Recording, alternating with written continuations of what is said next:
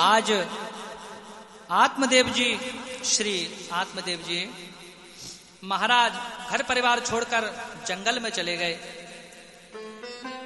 जंगल में एक संत मिले उन्हें। संत ने एक फल दिया और कहा कि यह फल जाकर के आप अपनी पत्नी धुंधली को खिला देना। संत ने कहा कि यह फल ले जाओ और जाकर के अपनी पत्नी को खिला देना। आत्मदेव जी बड़े प्रसन्न हैं। संत ने जो फल दिया है उसे मेरी पत्नी के बेटा अवश्य होगा, ऐसा मन में विचार करते हुए जंगल से घर की ओर जा रहे हैं आत्मदेव जी। ऐसा मन में विचार करते हुए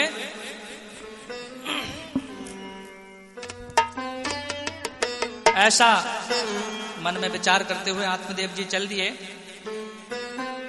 घर की तरफ। और घर आकर वह फल आत्मदेव जी ने अपनी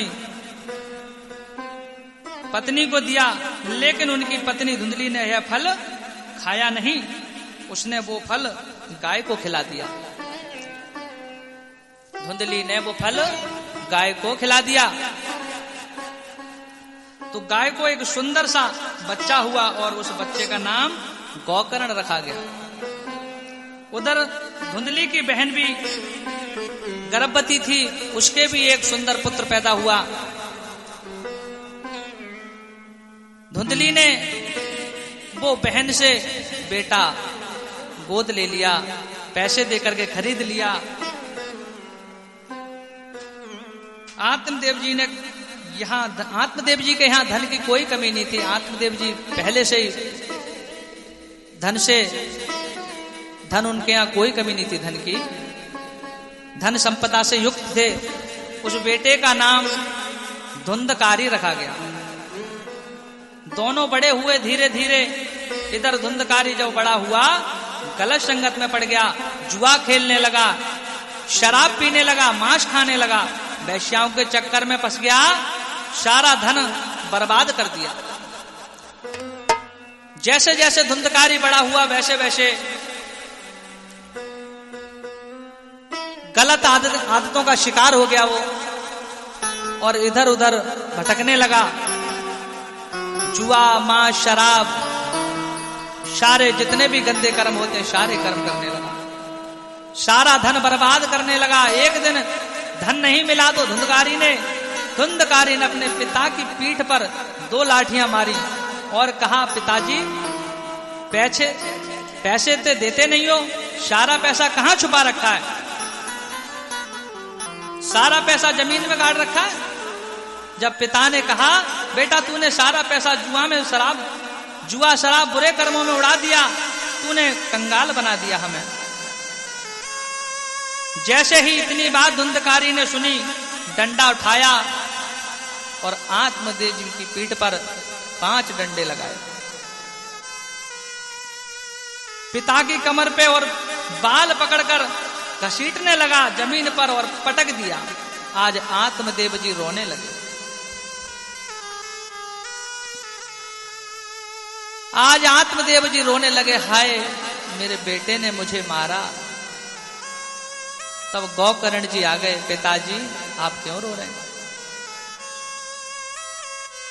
आत्मदेव जी कहने लगे, बेटे आज मेरे बेटा ने, मेरे पुत्र ने मुझे मारा, डंडे से मारा, मेरे बाल पकड़ करके मुझे घसीटा।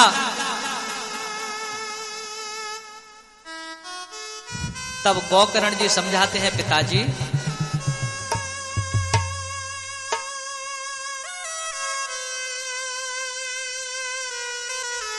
आप क्यों रो रहे हैं? पिता ने कहा, बेटा मेरे बेटे ने मुझे मारा। तब गौकर्ण जी समझाते हैं, जिसके लिए घर छोड़ करके गया था मैं आज मुझे उसी बेटे ने मुझे डंडे से मारा, मुझे घसीट कर लात घूंसों से मारा। तब गौकर्ण जी ने समझाया, पिताजी गौकर्ण जी समझाते हैं, पिताजी सबसे पहले तो आप यह मेरा समाप्त कर दो। यह बेटा मेरा है, यह भूल जाओ। यह बिटिया मेरी है, भूल जाओ। यह घर मेरा है, भूल जाओ। यह परिवार मेरा है, भूल जाओ।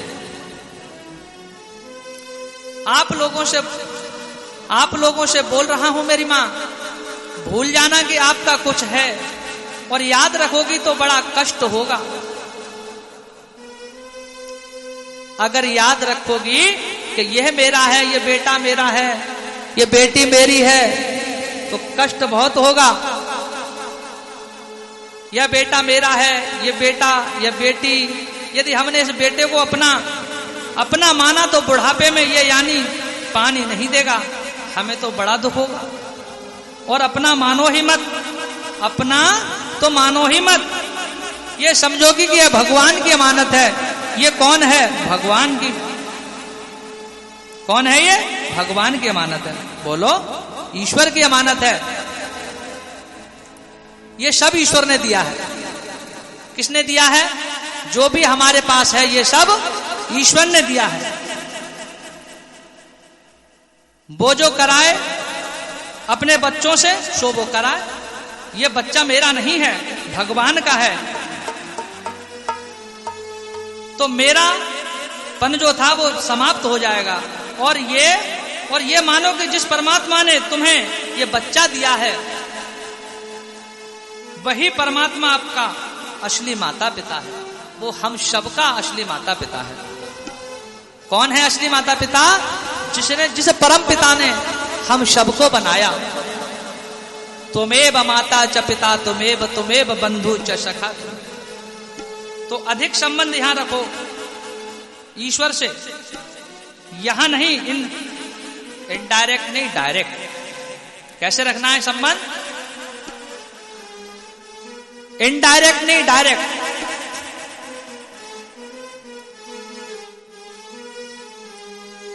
भगवान से डायरेक्ट रखिए संबंध। समझिए ये भगवान है और यह बेटा है, इनके द्वारा हमें बेटा मिला। अब हम प्रेम किससे करते हैं? बेटे से।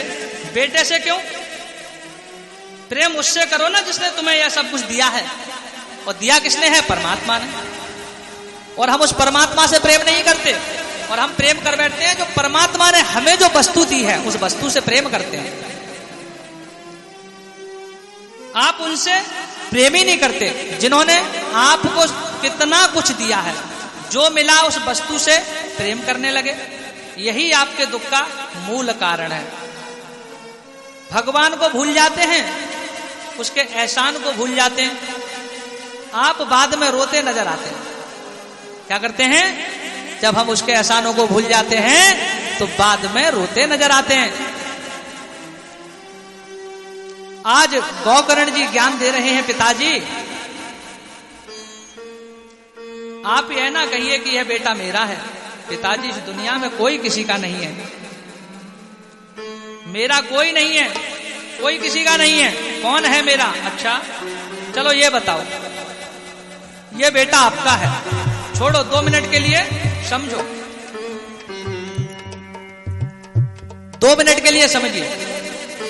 मां के पेट से जब आप बाहर आए, मां के पेट से, गर्भ से जब आप बाहर आए थे, तो क्या लेकर आए थे?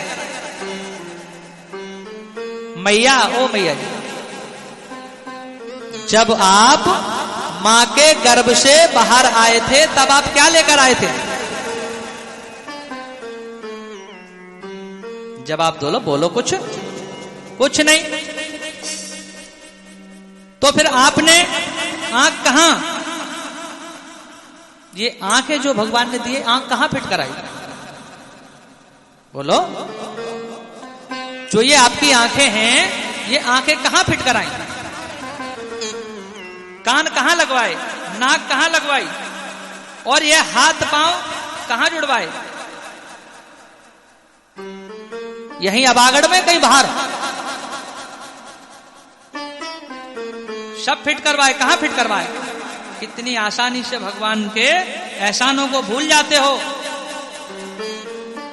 कभी ये मत कहना कि भगवान के यहां से लाए नहीं हम कुछ। क्यों? सब कुछ तो भगवान ने ही दिया है, सब कुछ तो ईश्वर ने ही दिया है। अरे भाई, ये आंख कहां से लाए? भगवान के ऑफिस से, भगवान के ऑफिस से ही तो मिली। ये सब चीजें तुम्हें कहां से मिली? भगवान ने दी।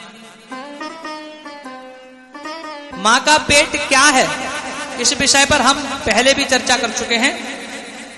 तो भगवान के घर ये लाए कि नहीं, आंख, कान, नाक, पांव, पेट, ये सब भगवान के घर से लाए। लेकिन विडंबना ये है कि जो लाए थे वो ले नहीं जाओगे। वो शरीर मां के पेट से बाहर आया, वो शरीर मरने के बाद ले जाओगे या यहीं छोड़कर चले जाओगे? बताओ, ले जाओगे? हाँ, बोलो। यहीं जला डालेंगे, यहीं जला डालेंगे आपको। हाँ, ये शरीर भी आपके संग नहीं जाएगा। तो फिर बेटा बेटी धन दौलत किस की छोड़ दो। अब आपके संग 24 घंटा रहने वाला शरीर ही आपका साथ नहीं देगा अंत समय में, तो बेटा बेटी आपका परिवार सगा होगा। आप भूल में पड़े हैं, आप भूल में पड़े हुए हैं। यह अज्ञान मिटा दो। आप यहां कोई किसी का नहीं है। आत्मदेव जी कह रहे हैं, आत्मदेव जी को गौकर्ण जी समझा रहे हैं कि जिंदगी एक किराए का घर है, कि जिंदगी एक किराए का घर है, एक न एक दिन बदलना पड़ेगा। जिंदगी एक किराए का घर है, बदलना पड़ेगा। मौत जब तुमको आवाज देगी, मौत जब तुमको आवाज देगी, घर से बाहर निकलना पड़ेगा।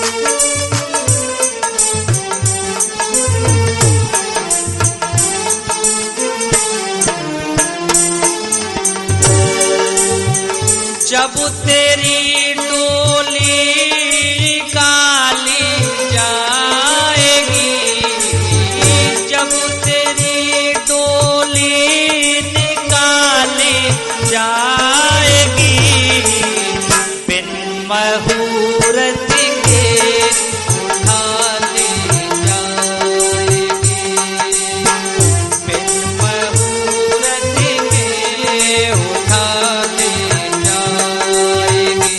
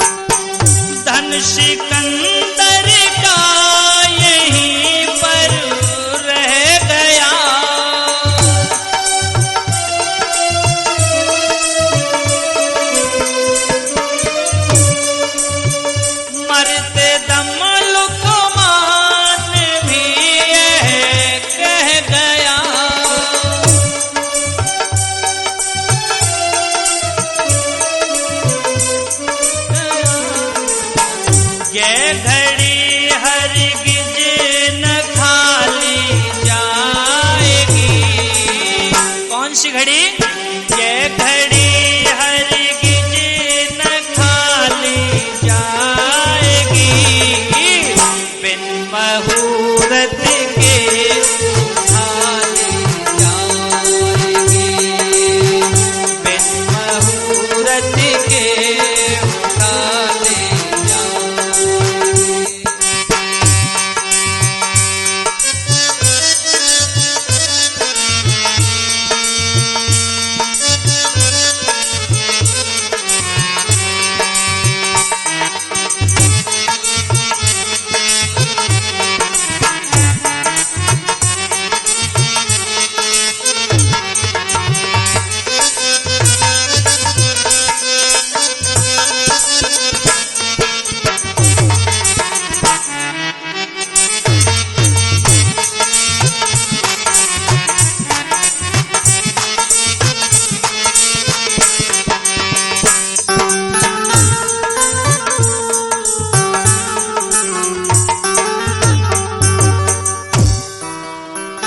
जिंदगी एक किराए का घर है,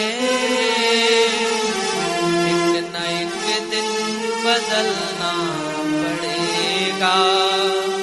मौत जब तुझको आवाज देगी, घर से बाहर निकलना पड़ेगा। जब तेरी डोली निकाली जाएगी, बिन मुहूर्त के उठा ली जाएगी। धन सिकंदर का यहीं पर रह गया, मरते दम लुकमान भी ये कह गया।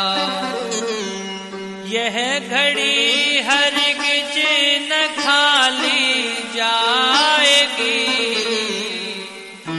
यह घड़ी हरगिज न खाली जाएगी, बिन मुहूर्त के उठा ली जाएगी। इसीलिए कहता हूं मेरी मां, यह शरीर है, यह झोपड़ी है, खाली करा ली जाएगी, अभी भी वक्त है। मेरे तो गिरधर गोपाल का मंत्र धारण कर लो। राम मेरे हैं, कृष्ण मेरे हैं, वही मेरे सब कुछ हैं। आत्मदेव जी को वैराग्य हो गया, घर से निकल गए। धुंधकारी ने अपनी मां को मार मार के घर से निकाल दिया। धुंधकारी ने अपनी मैया को मार मार करके घर से निकाल दिया। चल बुढ़िया, अब तू घर से निकल जा, अब तेरा घर में कोई काम नहीं है, अब हम अपनी पत्नियों के संग रहेंगे। धुंधकारी इतना दुष्ट हुआ, अपने पिता को मार लगाई, अपनी मां को मार मार के इतनी मार लगाई कि धुंधकारी को कि मां आत्महत्या करने को मजबूर हो गई। धुंधकारी ने अपनी मैया को इतनी मार लगाई कि वो आत्महत्या करने को मजबूर हो गई। धुंधली कुएं में कूद के मर गई। मेरी मां कई बार बच्चों के उत्पात से, बच्चों के द्वारा कष्ट देने से बूढ़ी मां मर जाती हैं। इसीलिए कहता हूं मेरे भगवत प्रेमियों, आप अपने बच्चों को शिक्षा के साथ साथ संस्कार भी दीजिए। मैं सभी बच्चों की बात नहीं कर रहा हूं, मैं सिर्फ उन बच्चों की बात कर रहा हूं जो अपने बूढ़े माँ बाप को गालियां देते हैं, मारते हैं। मैं उन बच्चों से निवेदन करूंगा कि वो अपने माता पिता को के साथ ऐसा दुर्व्यवहार ना करें, क्योंकि मेरे भाई एक दिन बूढ़ा तुम्हें भी होना है।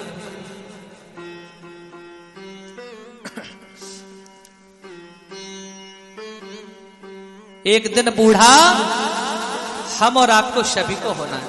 बोलिए हाँ या ना? हाँ। बोलिए भागवत भगवान की जय। श्री सुखदेव जी भगवान श्री सूत जी भगवान कह रहे हैं कि धुंधकारी ने अपनी मां को मारा और 5 वेश्याओं को घर पर लेकर आया। उन वेश्याओं ने धुंधकारी को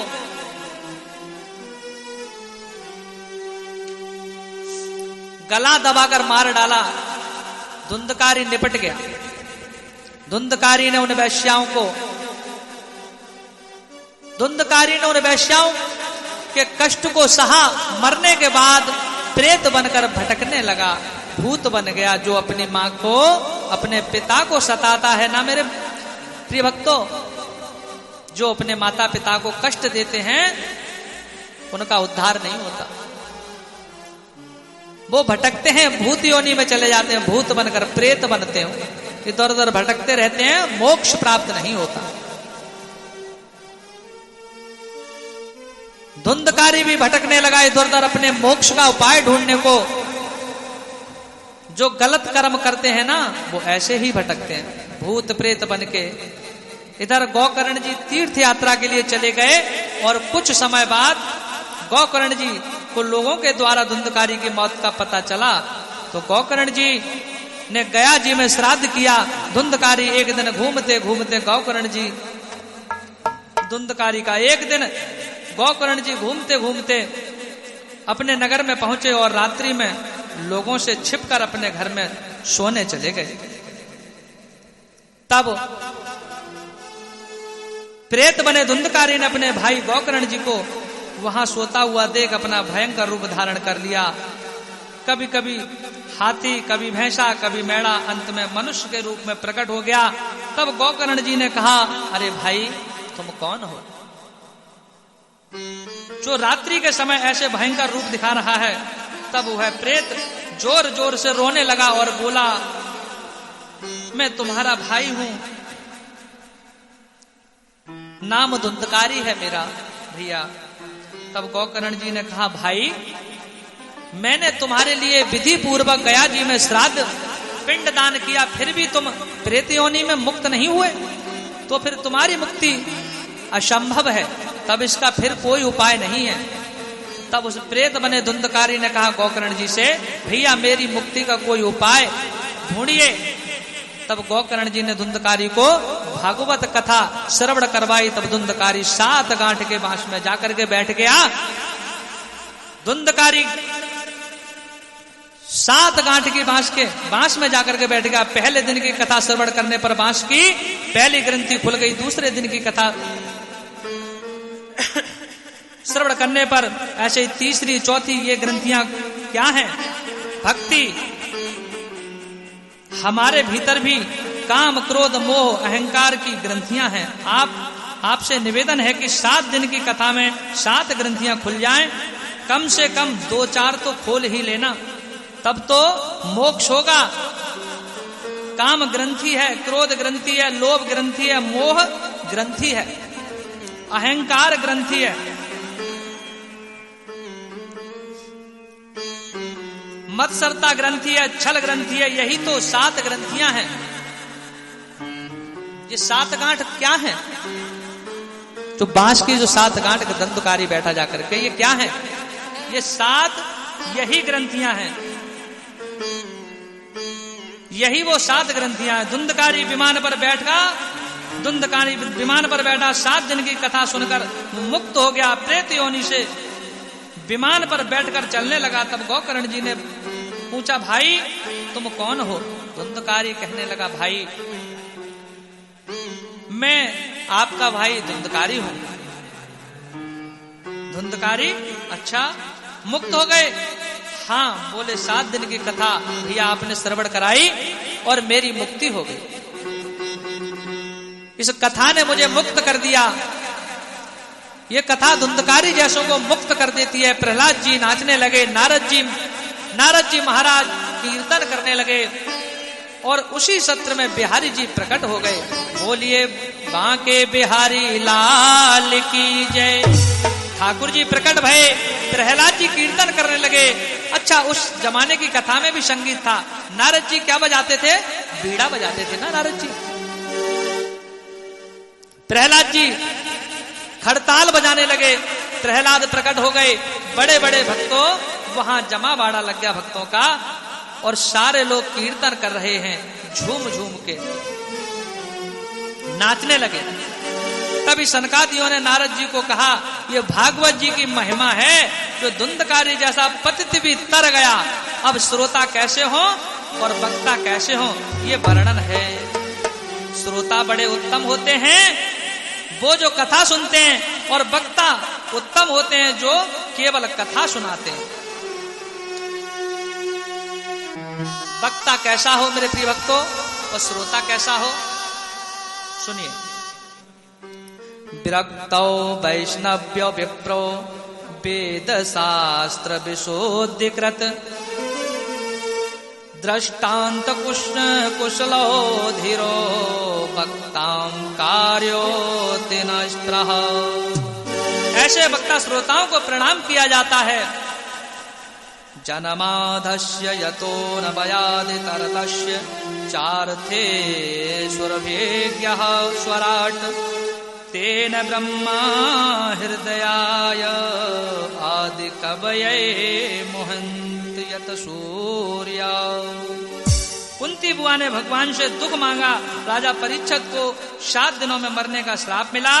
जिसे जल्दी मरना हो, जिसे 7 दिन में ही मरना हो, जिसे जल्दी मरना हो, जिसे 7 दिन में ही मरना हो, उस व्यक्ति को क्या करना चाहिए?